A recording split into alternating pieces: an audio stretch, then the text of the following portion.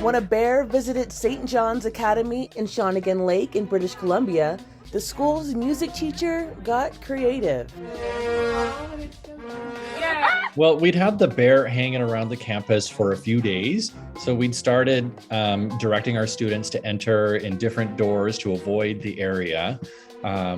And then this particular day, a student asked for permission to use the washroom, and she was exiting the building absent-mindedly through the door she was being asked not to use, and stopped pretty dead in her tracks. As soon as she opened that door, I thought, oh my goodness, there's a bear here, and came back in and let me know about it.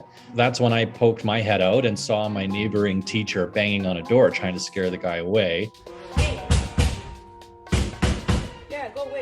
And I thought, well, if we need some noise, I've got a trombone, a trumpet, and a saxophone behind me. And I figured I'd grab the biggest, loudest thing I had and let him have it.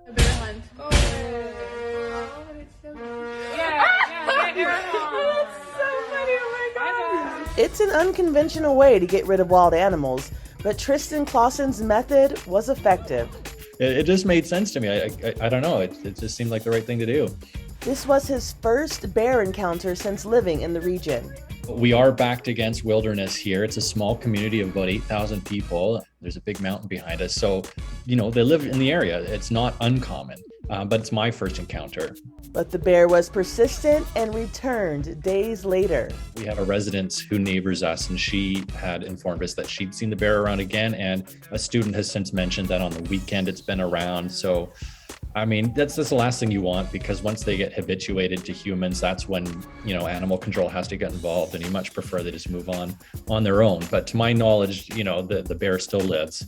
Since the bear encounter, Tristan is more cautious of his surroundings and is taking all the attention in stride. It's a pretty funny, silly story. You never imagine that you're going to end up in the news for something like this, but, might as well just enjoy it while it lasts. They say everybody gets 15 minutes of fame, and if this is mine, great. This is, there are much worse things to be famous for.